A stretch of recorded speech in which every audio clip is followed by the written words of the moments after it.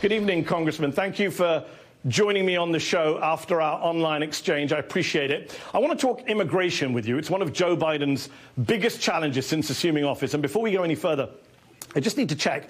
You didn't vote to block certifying the election result on January the 6th, did you? You accept, don't you, that Joe Biden is legitimately dealing with the border issue as president, that he won the presidential election?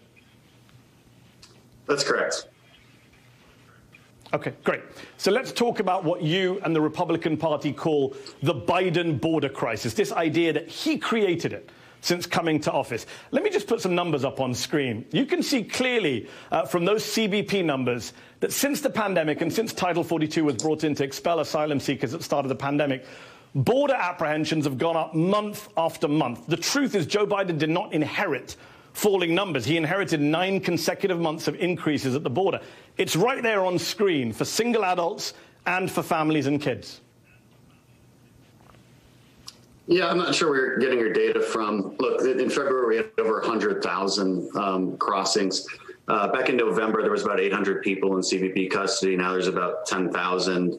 Migrants will tell you, as reporters are interviewing them, that Joe Biden invited them. The drug cartels are passing this information along. Look, there was very specific policies that were reversed as soon as Biden took office. As you mentioned, that I said in our Twitter exchange. Remain in Mexico policy, and really importantly, the asylum cooperative agreements with Northern Triangle countries. This basically reinstates a process of catch and release. When people think that they're going to come across the border, as long as they have a child with them, and they're going to be released, then that's a huge incentive to come across, especially when they're going to get a bus ticket wherever they want, and now a hotel room, because that's what's being funded. So the incentives are pretty obvious, and we have to ask ourselves the question, is this a sustainable policy? And is this fair to millions and millions of people around the world who have valid asylum claims that now are getting clogged into the system and can't get their claims heard? A lot of claims made there, which we'll try to unpack in the brief time we have together. I just want to stick to one. You said, I don't know where you're getting the numbers from. Let's just pull up the graph again. That is a graph from the American Immigration Council based on CBP figures. Those are CBP numbers. If we pull up the graph, I just want you to have a look at that graph we just had. That's 9 straight months. You can see there, Title 42 expulsion. I can't see the graph, but I can tell you, say I just got off the phone. Well, let me tell you, it's 9 straight months.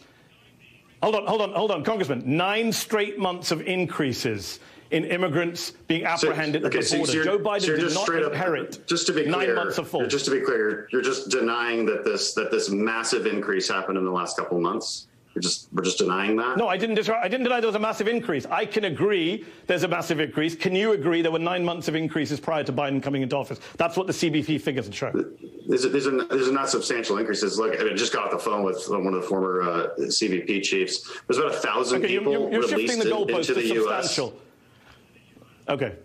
But there were 9 months of increase. That's all I want us to agree on. We agree. Okay. But we agree there's a crisis now, right? I mean, we have that premise in common, right? There's a crisis now that needs to be reversed. Can we agree on that premise? I'll come back to the crisis word in a moment. I just want to check something else you said. You made these claims on Fox News last week. Have a listen.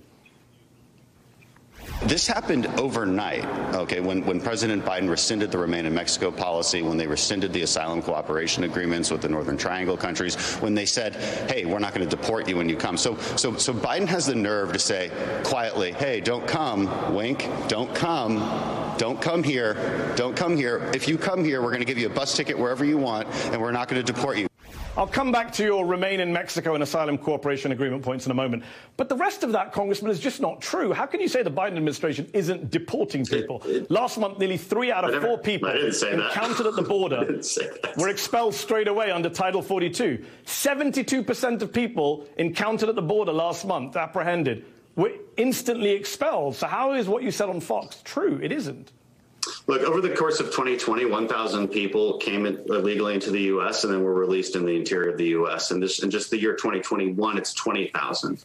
Right, it just comes straight out of Border Patrol. I was just down there a couple of weeks ago. So again, there are very specific instances of policy reversals that have caused a massive spike in illegal immigration and people incentivized to come across our border. I'm not sure why we're debating that point.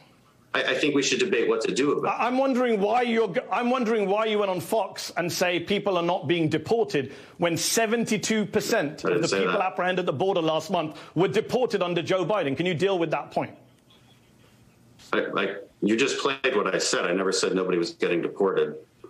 And so, look, people, our system works fairly well. You just played what I said, and I know I didn't say that. Said, hold on. You said, hold on. You said, you can't, listen, hold on. You said, Biden has the nerve to say, don't come, wink, don't come here, don't come here. If you're coming here, we're going to give you a bus ticket wherever you want. We're not going to deport you. 72% of people outside the border last month were deported.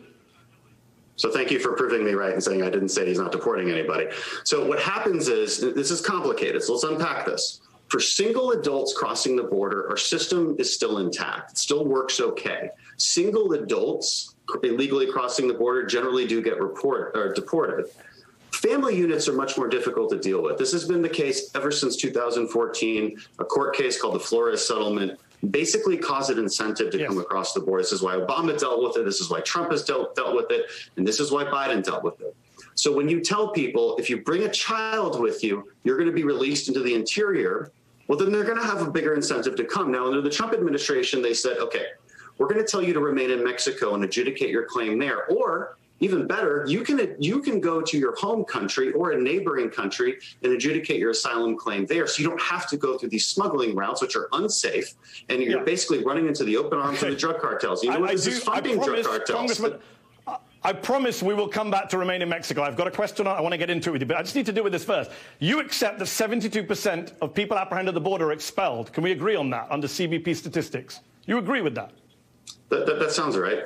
Sounds right. But it doesn't, it also, but there's also 20,000 at least family units released. Hold on. So then it's a lie to say there's an open border, as Republicans, Kevin McCarthy, your leader, and others keep saying there's an open border. That's false. If 72% of people are being deported, how is that an open border? That's just a lie.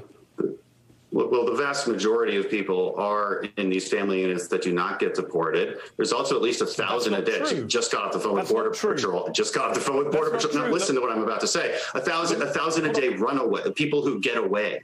Because here's the thing, you have to understand this too. When Border Patrol is dealing with hundreds and hundreds of family units at a time, because the drug cartels say, hey, you pay $300 a person and you walk across there and you turn yourself into Border Patrol, they're just going to let you go. And that's exactly what happens. But here's what happens. Border Patrol becomes babysitters, they become bus drivers, they become nurses. You know what they're not doing? Patrolling the border. Drug cartels love this. They can go around, they get people babysitters. I'm just going to talking points. These are facts. You should go down there. You need to go down there and see this for yourself. I don't think these are facts. I mean, a CBP officer is not a babysitter. But let me just ask you this. I just need to finish this. It cannot be an open border. It cannot be an open border if 72% of people are removed. That's just nonsensical to claim that. You know that. I know that. Your party leader in the House. But again, you're arguing with people. Open border. If you want to accuse somebody else of a lie, I would say there's an effective open border. That's what I would say. Look, if you want to accuse somebody else of saying things, but you haven't been able to fact check me on this because I didn't say it. Even though three-quarters of migrants, well, I'm fact-checking you now, it's not an effective open border if the vast majority of people get expelled and adults are not welcome and the Biden administration... You should go down there and see for yourself. When hundreds of people a night, this is at a single place, at a single crossing point. I was down in Starr County in Texas. A single crossing point when hundreds of people a night come across and they get released into the interior, that's an effective open border. Yes. So let's talk about the children, because it's only the children who are being allowed and not being turned away under Title 42. That is what Biden did. He changed the position. Trump was expelling unaccompanied children under Title 42, the pandemic ruling. And Biden is saying children can stay. That's why there are a record number of children in detention. I think that's a good thing. You don't. You would rather expel unaccompanied children. You would tell the 4-year-old boy from Honduras who was found in a river last month, you would send him back to Honduras on his own, a 4-year-old. That's what you would do. We would never send him back on his own. So the administration's been really maliciously lying about the actual process of Title 42. They would have you believe, and I think Mayorkas said this, we're not going to put orphans back in the desert. Well, nobody should put orphans back in the desert. That's a good policy. Don't do that. That's exactly but what they actually... Well, okay, you just told a lie. That's not exactly what they were doing. And again, you need to research this. You need to go to the border. You need to talk to Border Patrol and see what the actual process was. Here's what actually happened. When unaccompanied minors come across, they get processed, they get health care, they get housing, they get fed, they get on a charter plane. We ensure that they are met by government officials who then reunite them with families there. This process is extremely meticulous. No unaccompanied minor is just sent back. That has never been the process. But you are. You got to tell the truth about this. You are in favor of throwing them out. Well, are you in favor of expelling unaccompanied minors? Yes or no? Well, would you like to change the law under Title 42? Let's argue about that. I mean, look, I think orphans coming to the border. I think it's a really. Joe Biden is not expelling children. Are you happy about that or not? I don't think young children. I think young children who are truly orphaned at our border, we can take care of them, and we should put them through Health and Human Services. I want to give you another statistic, though. 75% of the supposed minors are over 15 years old, and vast majority are males. By the way, this is military age in a lot of countries south of the border. So we're creating a false narrative for people. It's not under U.S. law or basic morality. I mean, so now you're telling me that we're expelling military age males. I just gave you an example of a 4-year-old child. Let me ask you something. I think a 4-year-old child we should take care of. I think there's a big difference between a 4-year-old crying child and a 17-year-old male. Would you agree with that? Congressman, how about 12-year-old child Gustavo, who was sent back to Guatemala where his family are not, unaccompanied child with learning difficulties? Donald Trump sent him back. I think it's a good thing we're not doing that. If the Republican Party thinks it's a good thing to send those children back, say so. Just own it. You don't think it's a good idea to reunite that person through government services in their home country with their family? You don't think that's a good policy? He wasn't reunited with his family. How do you know? He wasn't reunited with his family, unfortunately. How do you know? How did he end up at the border? Maybe you should do some research, to use your phrase. Look up Gustavo after the show is over. Let me ask you about what we talked about, what we were talking about on Twitter. You said to me on Twitter on Friday that the solution to all the border issues are the Trump policies, remain in Mexico, and asylum cooperation agreements with the Northern Triangle countries. 70,000 people were sent to Mexico under the Remain in Mexico policy out of 1.5 million people encountered at the border. That's less than 5%. That's hardly a solution. And do you know how many migrants were sent by the U.S. to Honduras and El Salvador under these, what you called very important asylum cooperation agreements a moment ago? Do you know the number? Well, they're not sent. The point of an asylum cooperation agreement is that you don't have to go through the human smuggling routes to get to the border and claim asylum. You can do it in your home country or a neighboring country. So it's much more humane to do that instead of saying, hey, pay off these drug cartels. You know, drug cartels are making $30 million a month off of these policies. Now to reference the MPP program that you just talked about, yeah, they don't send everybody back through the MPP program. It's a portion of them. That's why it's such a small portion. But that's also what got the situation under. But that's what solution. Right, it's an incentive structure. So when people believe, hey, there's a chance I might just get sent back to Mexico. I was going to claim asylum, even though don't really have a valid claim to it. Okay, there's less of an incentive to just come across. If people well, says the data, about 10% to 20% end up being granted asylum. So that tells you something. Congressman, PolitiFact already checked you on this, and they said your claims on asylum are false. We know that. But I need you to answer my question. Let's address that. Let's address that because that's not a fact check. You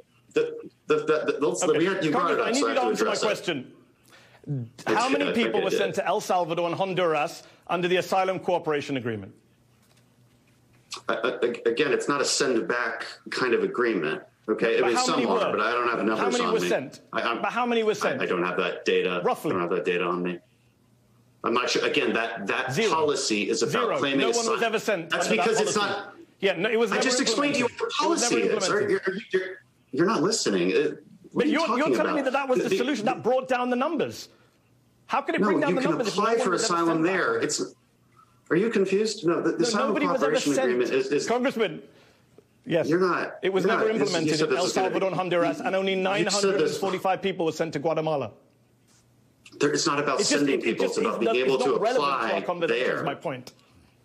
It's not. Yeah, and no one ever was sent there, is my point. It's not about sending people there. It's about being able to apply while you're there. The asylum cooperation agreement was about sending people to Guatemala, Honduras, El Salvador. No, it's not. I need to ask. You're confused about confused about what that policy is. I got to ask this last question about the migration. The MPP program is about sending smugglers. You talk about MPP. You talk about it being a good way of stopping smugglers. Human rights groups like Human Rights First have found 1,500 people, reports of abuse, kidnapping, murder, torture in Mexico. Thanks to this program, people on that program. MSF found 3 out of 4 of their patients sent to Mexico under the Remain in Mexico program were kidnapped. You're okay with that? You're okay with the cost of that program, the human cost?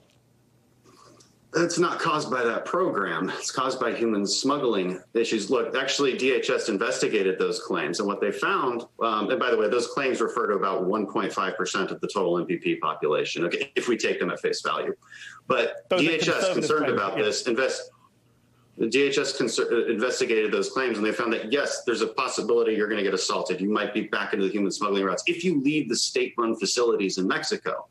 That's the truth. That's what the government investigation found. So, look, if you stay within the parameters of this facility, it was safe. And we should never want people to be unsafe. But also, you know, and I gotta fact check your fact check there on the PolitiFact thing. Look, just because you had fact check to a title on an op-ed doesn't make it a fact check. The fact remains about 10% from Northern Triangle countries are adjudicated for granting asylum. Okay, that fact check was talking about the other 90%, and they claimed, oh, it's not because they're denied. Sometimes they don't show up and other administrative issues. That was quibbling. It wasn't a fact check. I did look at the fact check, and many people would argue that the Trump administration made it impossible to apply for asylum here, which is one of the main reasons we have this crisis at the border. Can I ask you something? Sadly, we're out of time, Congressman. You made your point. We got to go. But my thanks to Congressman Dan Crenshaw of Texas for accepting my invitation to come on the show tonight. Appreciate you taking time out. Many in your shoes wouldn't have done so. Thank you for your time.